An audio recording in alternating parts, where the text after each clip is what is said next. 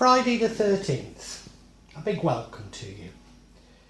I wanted to share with you what you may feel, and indeed I do, are possibly incoherent thoughts.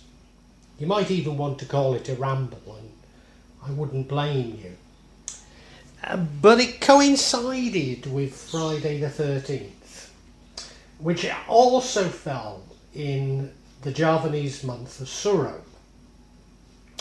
Now, it was into Suro, but Sato Suro is the date, Sato meaning first, is the date when our adversaries would send malevolence to us. And, you know, they'd take a time for them to come to us. In particular, they'd probably arrive on a Thursday night, and this happened on the Friday the 13th. So, you know, there's a lot of coincidences there. Maddie developed muscle pains in her arm. Now, she had an inoculation for this flu that's going around. But this was over a week afterwards that she developed the muscle pains. And it was in the other arm to where she'd had the injection. I became constipated, as I quite often do, and then began to quite loudly break wind. Particularly at night in bed, which I know you're saying, poor Maddie, but she does herself. When I got up the next morning, I always get up quite early, and when I got up the next morning, I found the toilet was blocked. It wasn't too bad, but, you know, nevertheless it was blocked. And let's face it, a blocked toilet causes a degree of panic in us all, and it did. And as I say, this all occurred on Friday the 13th. Now, this is part of a new section to the magic of Java called The Real Magic of Java. In this new section, I'm going to focus on real people performing what they believe to be real magic in Java. I'll attempt to explain some of the elements of this Javanese magic, particularly what I describe as the Kajawan elements. However, I need to warn you that inevitably my explanations will be partial. Maybe sometimes some elements of what I say will be incorrect, for which I profusely apologise. But this reflects the oral tradition of magic in Java, the mystery, and at times, I have to admit, subterfuge surrounding the practice of magic in Java. Please accept my apologies, but I do hope you enjoy this new section. Now, you're probably amused at my preoccupation with toilets and my bowel movements, but I have come to see these as quite important and something that I pay particular attention to. And now, as Muslims, toilets are seen as dirty places.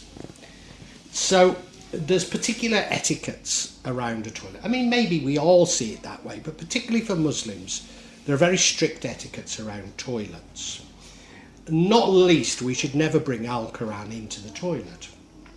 We should never place Al-Quran down on the floor, and certainly not on the floor of the toilet. Now, I was about to say I can't imagine anything worse.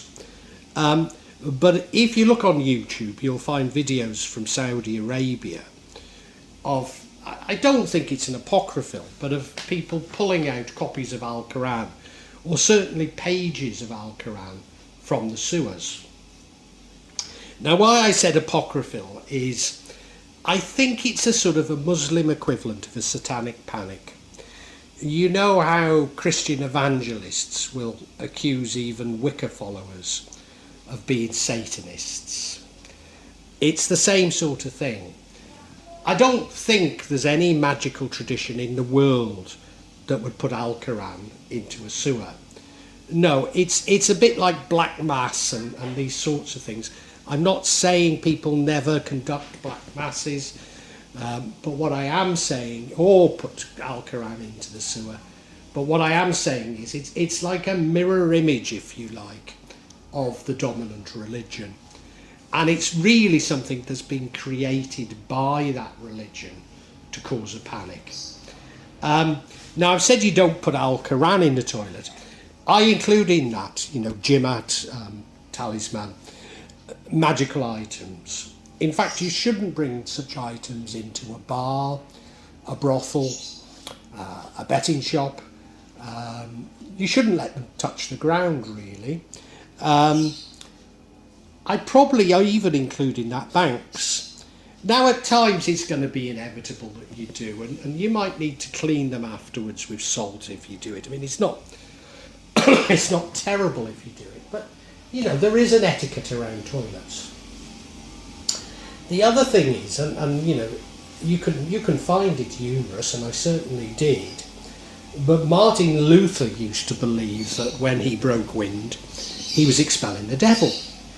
Now, I don't quite see it as that, but I do believe you're certainly expelling something. And then, of course, there's the Dalits in India, the untouchables. These are the people who carry human excretia. And why are they felt to be untouchable? Because they do that. So there is something about toilets and bowel movements that, I don't know, seems to be malevolent. Now, when I was at my very worst, suffering from the effects of black magic and lead poisoning, I developed constipation. Now, it could have simply been Devon colic, as it's known from the lead poisoning, but I've later come to see it as being indicative of black magic. And I get this constipation. It could last quite a while, actually. But eventually, I would have extremely large poos. And I say extremely large. It wasn't that I suddenly got diarrhea. These were very large but quite firm poos. And now, I did consider that these could have been sent because of, you'll know that, do we call it a witch doctor? It's the translation is witch doctor, what we call dukun in Indonesia. Well, one who practices the darkest of arts is called a dukun santet. But actually, the word santet comes from the spell which sends people extremely large and uncontrollable poos. And that's happened to me a few times, and I certainly associate it with malevolence. So I also became aware that you might see this as a terrible thing, that, well, it is a terrible thing, If you listen to my books, you'll realise that it can be very embarrassing. But I became aware that actually this defecation was actually me expelling malevolence. So while nobody wants to have uncontrollable large poos, I actually somewhat rejoice when I go to the toilet because I know I'm getting rid of things. Now, coming back to a sort of on-the-ground explanation, could be just about pathogens, couldn't it? There could be just medical things you're expelling from your body. And certainly, when I've been unable to go to the toilet, it's often coincided with ailments. I don't want to go too far on that. Minor illnesses, let us put it. Although there was a time when I used to periodically, in fact, every time I left my home in the mountains, I would get this constipation and a short-lived, well, not necessarily that short-lived, but a flu. I'd get a flu, and it would coincide with this constipation, which started first. So you might think, well, you know, what about that? But I have to tell you that it also coincided with me often having some very negative thoughts. So there's definitely a connection with the psychological and the physical. I mean, medical doctors know this, but it's not something they can fully explain, so they sort of ignore it. But there's definitely a very strong connection. And yeah, I do connect it with my bowel movements. Now, you'll have heard me say before that Kajawan is comprised of 7 veils of abstraction or understanding, each one contradicting the last. Now, you could see this as its occult nature. Occult simply means hidden. So is this simply hiding the truth from people on the outside of Kajawan? It could well be. I mean, I'm a very open person. I believe in sharing. I don't believe in any forms of censorship, or I don't believe in anyone putting themselves above others. So, you know, holding on to information is putting yourself above others. But maybe the reason for it is that it's so difficult to comprehend the higher veils until you can really understand some of the lower veils. Now, I get stuck between 2 levels, which I believe to be quite higher veils. And that's in between there being paranormal events and paranormal things like spirits, etc., and everything being in the mind. We're at the level of this sort of materialism consciousness debate. But I've gone through so many iterations of this that I've already rejected materialist science. So in other words, I reject that everything is material. I reject that everything can be sort of deduced down to engineering type equations. And I think there's enough evidence to support this. I mean, if you've not already looked at it, and I don't want to get into this sort of scientism, but if you've not already looked at it, please look at the double slit experiment, and make your own mind up from that, you know. But there's enough evidence to say that the material world as we've been told it exists is just an abstraction. But then I do find it very difficult to completely see everything as consciousness. Although I think actually I do, but I find it difficult to completely let go of everything. And one of the reasons why I have this difficulty is if we see everything as consciousness, it often leads back to solipsism and the ego. In other words, if everything is consciousness, then other people in the universe are created by us. So it's only us who exist, which is solipsism. Now, there are ways of getting past that, but I don't know if I've done it that effectively. And that is to see that we have a universal consciousness, a consciousness that we share with God, a consciousness we share with everybody else, a consciousness that we share with all living things, a consciousness that we share with what others call material things. But I'm not too certain that I've fully squared that in my own mind. So it's very much, you might have heard me talk of people as being avatars, and I'll come back to this. But it comes back to that view that, and I'm not trying to say everybody else in my universe is an avatar, but certainly it feels like some are, and I'll come back to that. Now, in order to justify my confusion, I often talk about Gödel's incompleteness theorems. in particular, that something can be simultaneously right and wrong. Now, I see that as a cop-out. Well, in fact, I know it's a cop-out. But at times, it's better to use that cop-out than to try and fully explain things. A more sophisticated explanation is that what we believe are constraints on what is possible.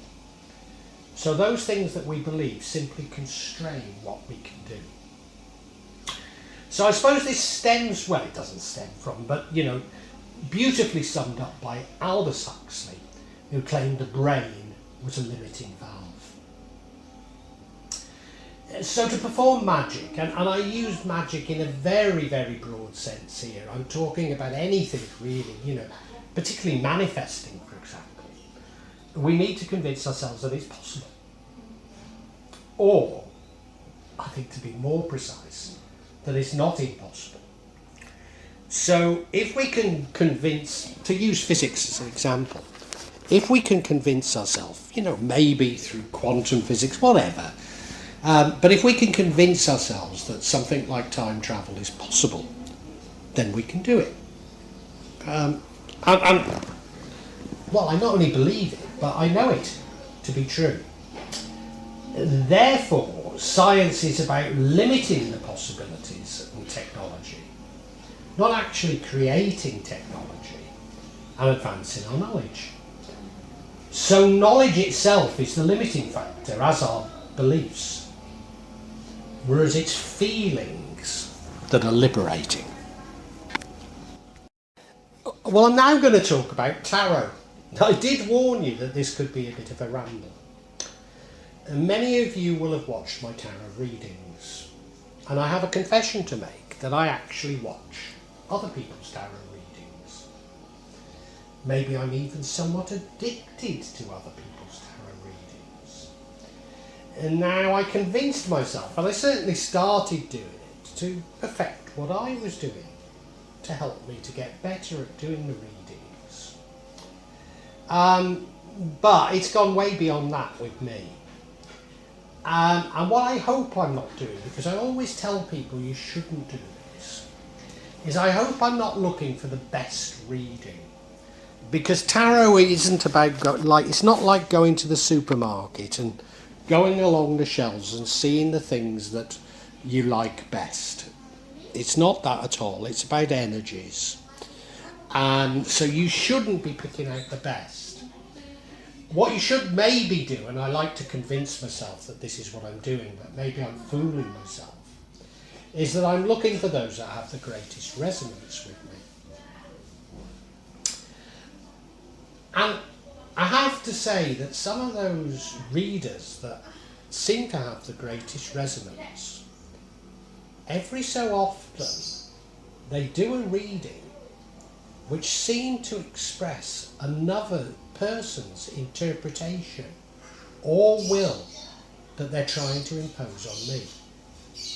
And as I say, it's especially those readers that I seem to like the best or have the greatest resonance for. So what do we interpret by this?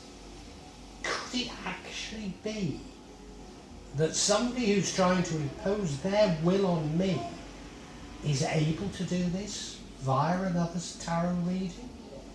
Spooky, isn't it? Spooky. But I think in all possibility, yes. After all, it's all about energy. Will is energy. Electronic communications are a conduit for that energy. So why wouldn't it work in this way? Indeed, those very readings that come up suggested to me on YouTube are probably those ones that have been sent for me from the will of another. I don't know if you spotted this, but taken to its logical conclusion, this is actually a warning, isn't it? It's a warning to be careful of what you watch on YouTube, because it could be somebody's will being imposed on you. And certainly be careful which tarot readings you watch.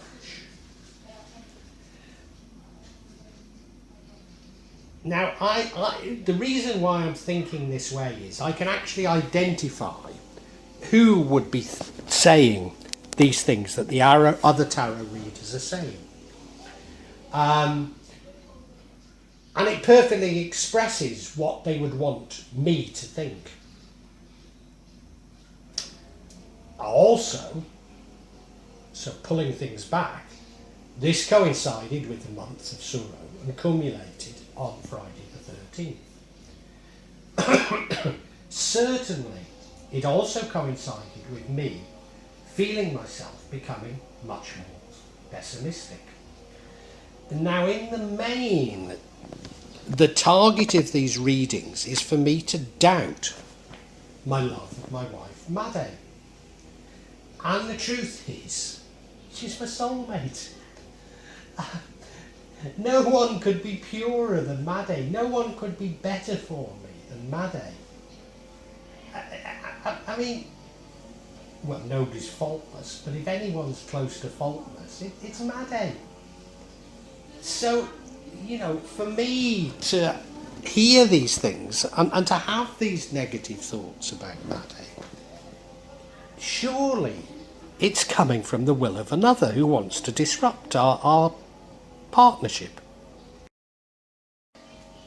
Well, I've already talked about avatars. I mean, I've talked about them in other vlogs, but I've talked about avatars. So, an avatar, other words you might want to use is a meat golem or a moral automata, are people who submit to the will of others. Often this will that we're talking about is a will of selfishness or greed.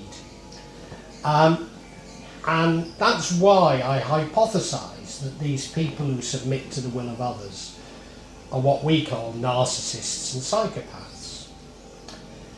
I've also hypothesized that within our individual universe, now that's only one of my theories, the individual universe, but within our individual universe, that is the universe that is exclusive to us, they come to teach us lessons, these avatars. So their purpose is that we should learn something from them.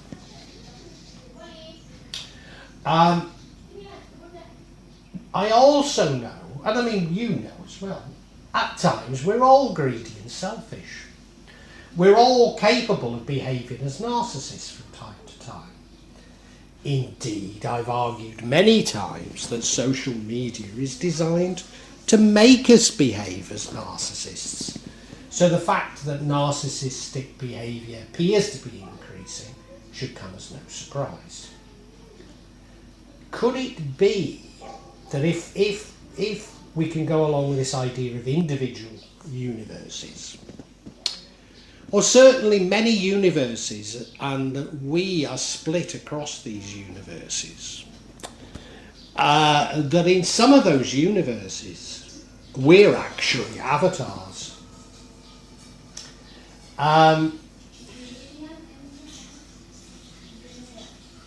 So, to illustrate this, if you have a major disagreement with somebody, maybe you make up, or well, it doesn't matter if you make up or not, but if you eventually get to understand or hear or understand their perspective, you'll find that it's completely different to yours, as though you've been in different universes.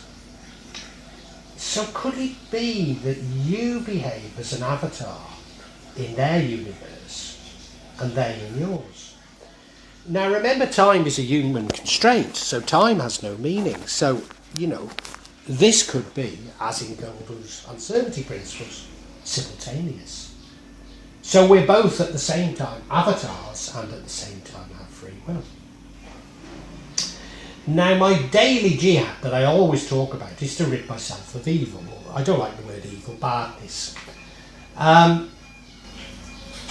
Could this be me in a free will universe attempting to pull back the free will of those avatars of me in other universes? Could it be? I'm only posing a question.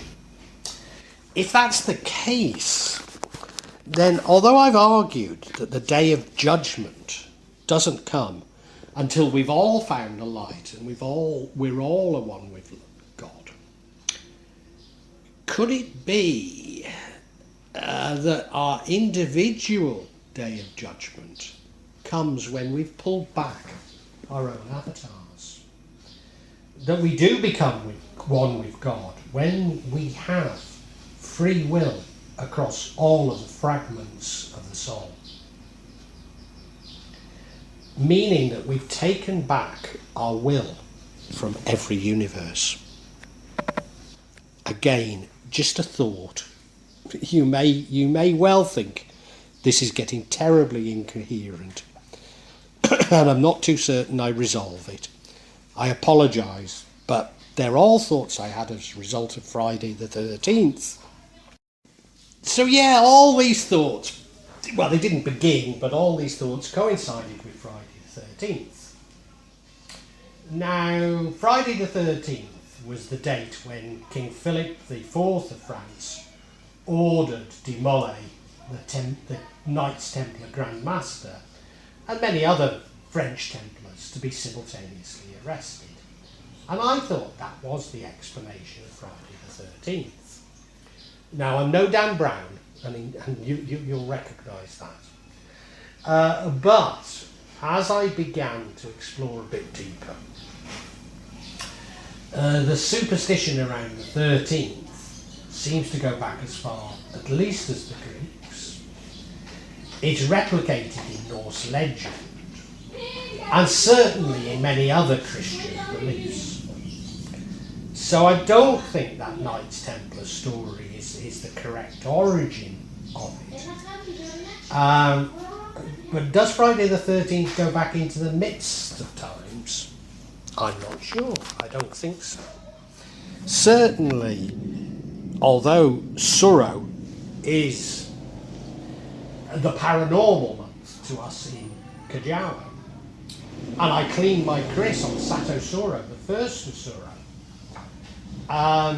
why should it be? Sato Suro actually coincides with the Prophet's birthday. So again, we can't say that it's something that comes from the midst of time. Also, if time's a human constraint, then calendars are also a constraint and entirely arbitrary. I suppose I would argue that if enough people believe in something, and so you could include in that superstition around dates, calendars, etc. And when I say believe in something, I include in this deities, demons, etc. Then they seem to take on an energy or a substance. It's almost as though they're the sum total of people's will or energy. And that's the reason why I feel it's important to pray in the same way, at the same time, facing the same place as other people. Because it's the sum total of that energy that's important. Does this explain the incidents that occurred to me on Friday the 13th? Well, probably not. Could it be that I was unconsciously anxious about Friday the 13th when, to be honest, I don't really think anything of Friday the 13th. Suro maybe a little bit more, but even so, as I've said, I know it's arbitrary. But I became anxious, and this led to me having negative thoughts, which began to spiral. Spiral's too strong, because, let's face it, breaking wind loudly in a blocked toilet are hardly the end of the world. But, my negative thoughts increased.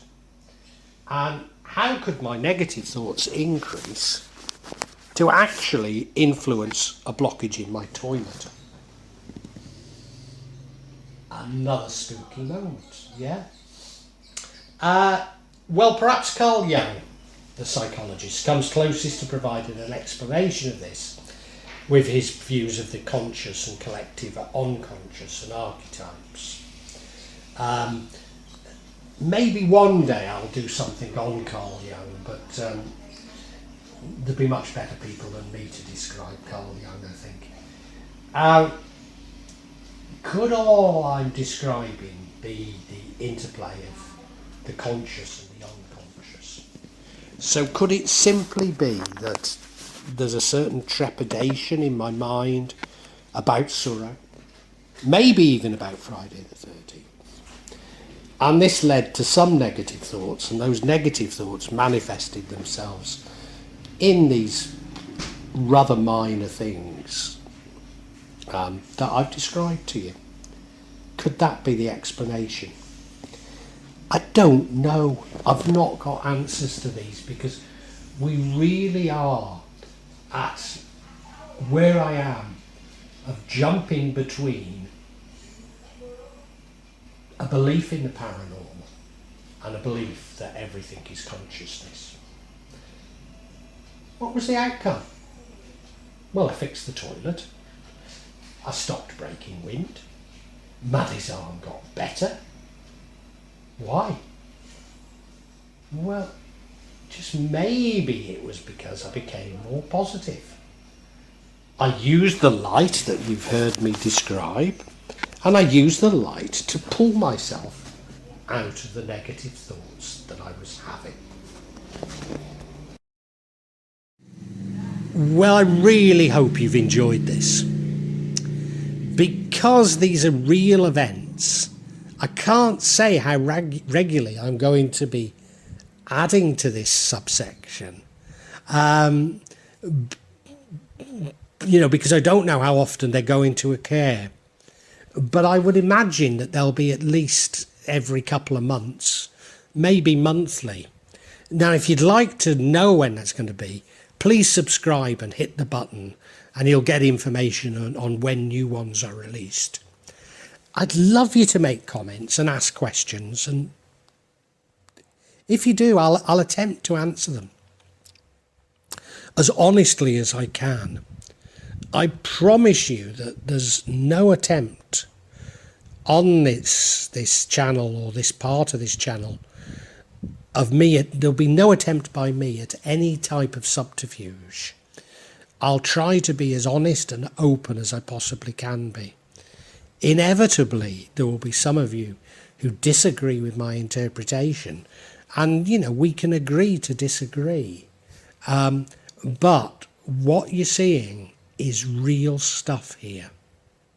What I'd love you to do, if you enjoyed this, is look at my other sections.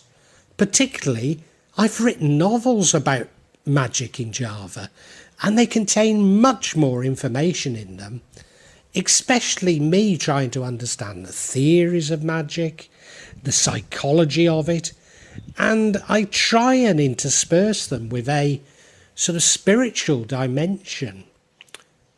Anyway, thank you so much for watching, and God bless you.